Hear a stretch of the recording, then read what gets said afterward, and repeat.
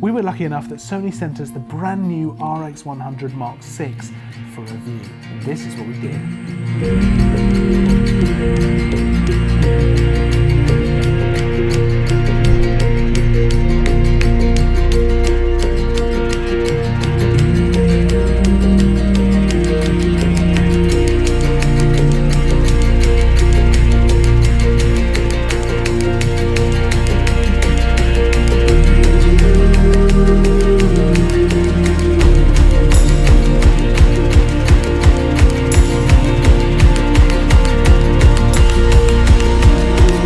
The Sony RX100 Mark VI here, and I've got to say I was really pleasantly surprised by how much I've enjoyed using it. Now I say that because I don't use compact cameras as much as I use the bigger ones. I just don't really have that much need to, but I really liked using this camera, and it's packed full of features. So let's just dive right in. So it's got a 20.1 megapixel sensor, and the images are really, really nice. I was really happy with how things were coming out, and there's a lot you can do with photography with this camera. One of the biggest changes with the Mark VI is it's now got a 24 to 200 millimeter zoom range, which is great. It means you can get nice and close in to far away subjects.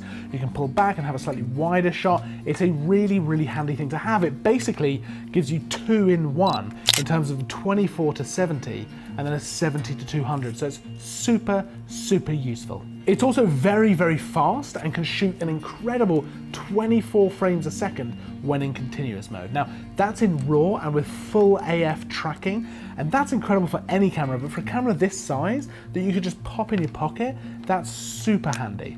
Something that's just worth being aware of is that the aperture on the new model is slightly slower than on the old model. So on the Mark V, it was 1.8 to 2.8. On the new model, it's 2.8 to 4.5. Not the end of the world at all, especially when you consider you're getting that massive increase in range, but worth being aware of.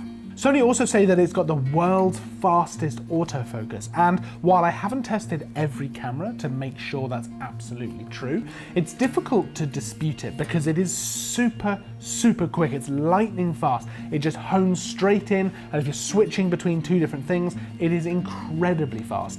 I was very impressed. It's actually difficult to miss focus on something. It makes it really easy to capture moments because you're not worrying about the autofocus, you're not waiting for anything, you're not getting loads of hunting, it just straight in, done. Really, really enjoyed that.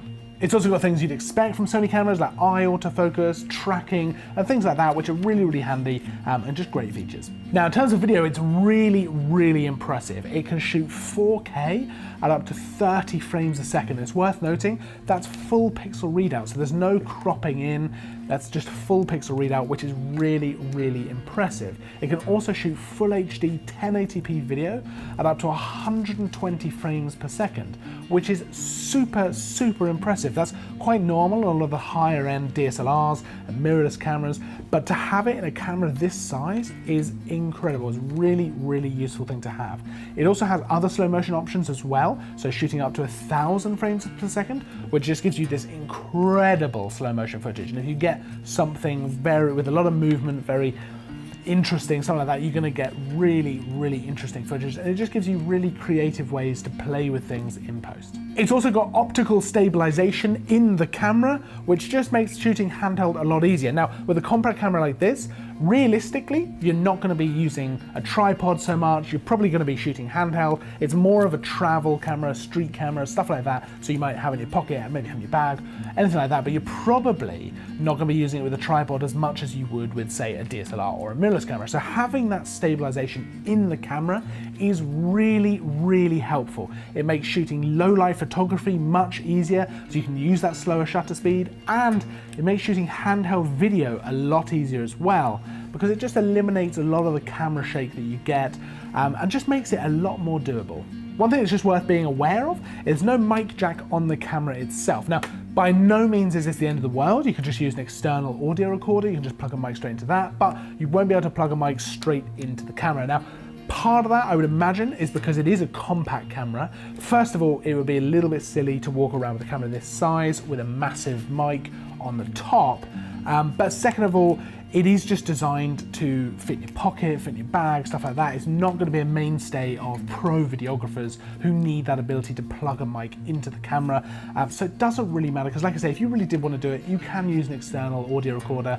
So it's really not the end of the world. Now, like I've mentioned before, it's probably not going to be a mainstay of pro videographer use, but I really cannot overstate how good the video options are in this. And for people who want to take it away on vacation, who want to use it for travel photography, for street photography, it is incredibly handy to have those video features in there. If you're in an amazing place you've gone on holiday to, it's lovely to have the ability to take some really good video as well as the still. So I really just can't overstate how good the video features are in a camera of this size.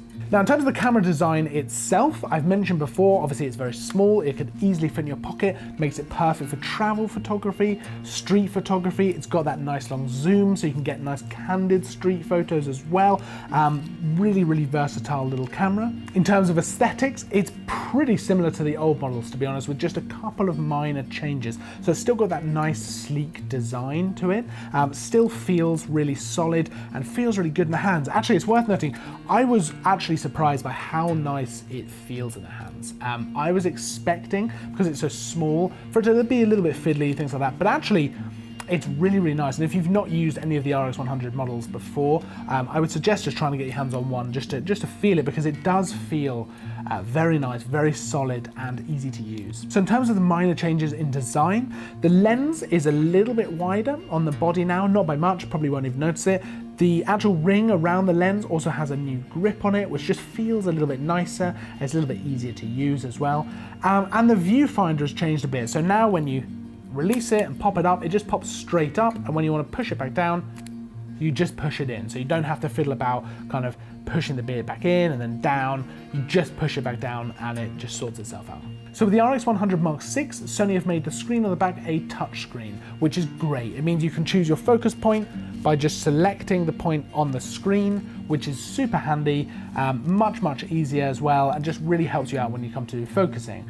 It also is a tilting screen, so it pulls out like this, and you can have it for that if you're shooting up high, down low. It's just very easy to use. It means that different shooting scenarios, if you're shooting over things or shooting down low, are just going to be a lot easier. And having that viewfinder available is just really handy, because on a bright sunny day when you can't see the screen, it's just really nice to be able to have that available so you can actually compose your shots properly and see what you're shooting properly. In conclusion, this is a lovely compact camera and I have really enjoyed using it. It's got all kinds of features packed into the camera, so things like the zoom range, which is really useful whether you're doing travel, street, any kind of photography or video. You've got things like the very fast continuous shooting, which is incredible, the autofocus, which makes it actually difficult to miss a shot, the video features that are just packed in with all kinds of different things. It's a really versatile camera, and with the size, fits in your pocket, fits in your bag. Really can't overstate how much I've enjoyed using this. I hope you found this review useful. If you have any questions at all, pop them down in the comments below. We'll get back to you as soon as we can. If you liked the video, make sure to hit the like button. Make sure to subscribe for more content. I'll see you in the next video. And as always, thanks for watching.